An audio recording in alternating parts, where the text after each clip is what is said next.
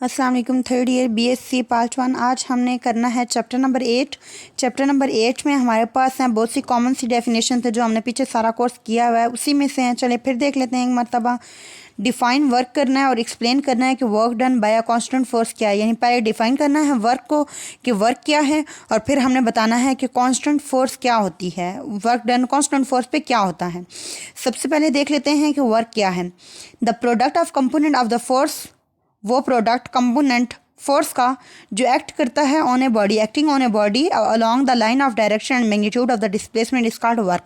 Work की वो definition क्या बताता है कि प्रोडक्ट जो है फोर्स के कंपोनेंट का उस बॉडी के अलोंग जो लाइन ऑफ मोशन के मैग्नीट्यूड ऑफ द डिस्प्लेसमेंट पे एक्ट कर रहा है उसको हम वर्क कहते हैं।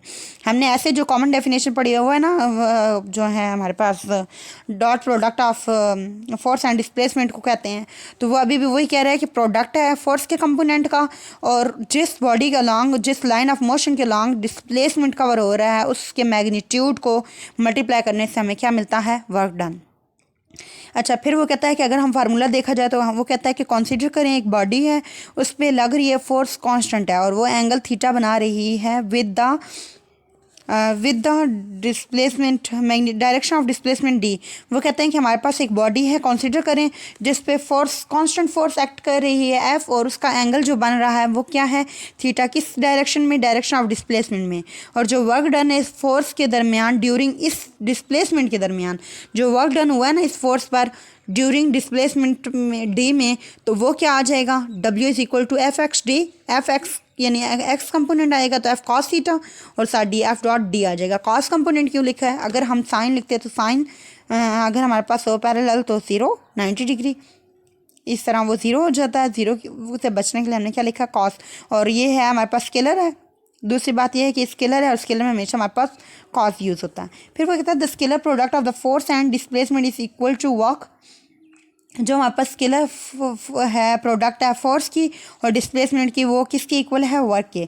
हिंस वो कहता है कि work is a scalar quantity, it depends upon force acting on a body, displacement of body and angle between the force. ये जबकि एक स्केलर क्वांटिटी है, इसी वजह से वो कहता है कि ये डिपेंड करती है कितनी चीज़ों पे, 3 चीज़ों पे। नंबर 1 है हमारे पास फोर्स जो उस बॉडी पे लग रही है, नंबर 2 है हमारे पास डिस्प्लेसमेंट जो वो बॉडी कवर कर रही है, और नंबर 3 है जो हमारे पास वो है एंगल जो उस फोर्स और डिस्प्लेसमेंट के दरमियान है, थीटा। ठीक है, ये तो हमने देख लिया वर्क और उसका फार्मूला, यानी F dot D cos theta, F dot D और एफ डी कॉस थीटा। और सेकंड जो हमने चीज़ देखी है वो है हमारे पास इसकी डायरेक्शन, वो डिपेंड्स किस पे करती है, और ये स्केलर क्वांटिटी और इसकी definition.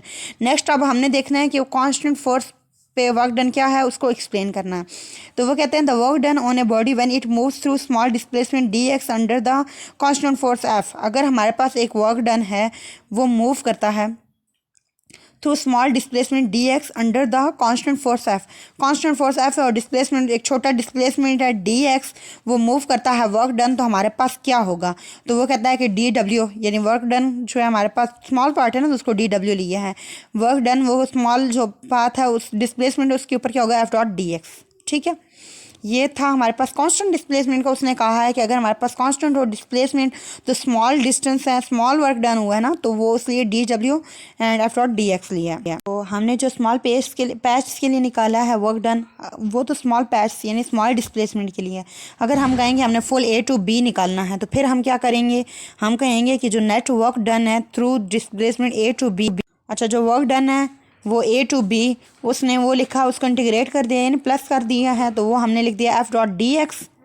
F dot D X vector function है तो डॉट प्रोडक्ट का कॉस थीटा लग गया, F D X cos theta A to B integrate कर दिया। ठीक है, फुल नेटवर्क के लिए। जी, हम बात कर रहे थे। अब हम इसके बाद देखते हैं टाइप्स, कि वर्क की टाइप्स कितनी हैं। देखिए, कोई भी चीज़ है उसको कैटेगराइज्ड किया जाता है, तो हम वर्क को कैटेगराइज्ड करते हैं 3 टाइप्स में। फर्स्ट वन है हमारे पास पॉजिटिव वर्क, सेकंड वन है negative work, and third one था ज़ीरो वर्क। पॉजिटिव वर्क का मतलब ये है कि हमारे पास जो वर्क डन है वो पॉजिटिव है, यानी हमारे पास वो है प्लस में है। तो positive negative and zero work done बताना है। पॉजिटिव वर्क डन कब होगा?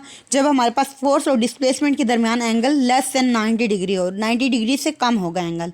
The man moving a lawn mower is doing positive work because angle between force and displacement is less than 90 degree.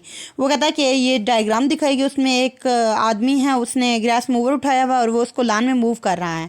तो वो जो मूवर हम कर रहे हैं, मूव हो रही है, उस पर फोर्स जो लग रही है वो 90 डिग्री से कम है, इसलिए हमारे पास ये पॉजिटिव वर्क डन है। फिर सेकंड टाइप है हमारे पास नेगेटिव वर्क डन।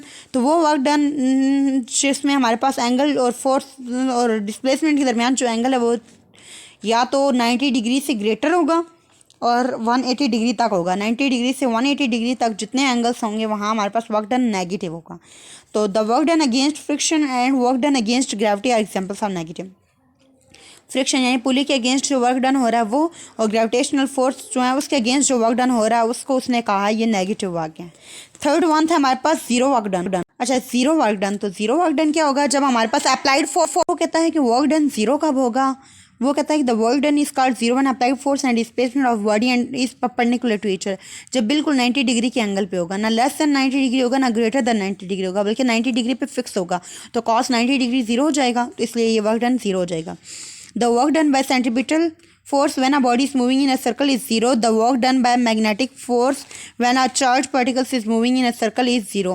जब कोई भी सेंट्रीपिटल फोर्स में बॉडी मूव कर रही होगी तो सर्कल की वजह से तब भी वर्क डन जीरो होगा, और जब हमारे पास मैग्नेटिक फोर्स होगी और उसमें चार्ज पार्टिकल्स मूव कर रहे होंगे सर्कल में तब भी हमारे पास वर्क डन जीरो होगा। नेक्स्ट हम देखते हैं कि इसका यूनिट क्या है। तो वो कहते हैं the SI unit of work done is newton meter called joule. जो असल यूनिट है हमारे पास वर्क डन का वो न्यूटन मीटर है, जिसको हम जाउल भी कहते हैं। The work done is equal to 1 joule when 1 newton force acts on a body. हमारे पास कब हमारे पास 1 जाउल होगी फोर्स? जब हमारे पास 1 न्यूटन फोर्स एक्ट करेगी और डिस्टेंस हमारे पास 1 मीटर होगा डायरेक्शन ऑफ फोर्स पर, तो हमारे पास जो वर्क डन होगा वो 1 जाउल कहलाएगा।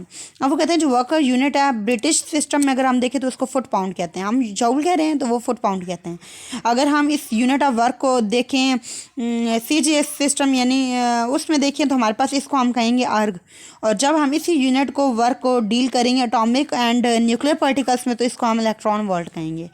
जाउल ही होगा, कभी हम इसको इलेक्ट्रॉन वोल्ट का नाम देंगे, कभी हम आर्क का नाम देंगे और कभी फुट पाउंड का नाम देंगे। ठीक है, ये काफ़ी सिस्टम्स अगर ब्रिटिश में देखेंगे, CGS में देखेंगे या फिर एटॉमिक और न्यूक्लियर पार्टिकल्स में देखेंगे तो हम इसके नेम्स को चेंज करेंगे, होगा वो रहेगा वर्क की फार्मूला यही रहेगा अगर कांस्टेंट होगा तो। और कल हम इंशाल्लाह देखेंगे अगला जो नेक्स्ट टॉपिक है उसमें देखेंगे वेरिएबल फोर्सेस के लिए क्या है। अभी इजाज़त दीजिए, अल्लाह हाफिज़, thanks to watch my videos. अगर मेरी वीडियो अच्छी लगे लाइक कीजिए, सब्सक्राइब कीजिए और बेल आइकन को दबाना मत भूलिएगा ताकि आपको लेटेस्ट अपडेट्स मिल सकें। अल्लाह हाफिज़, अपना ध्यान रखिएगा।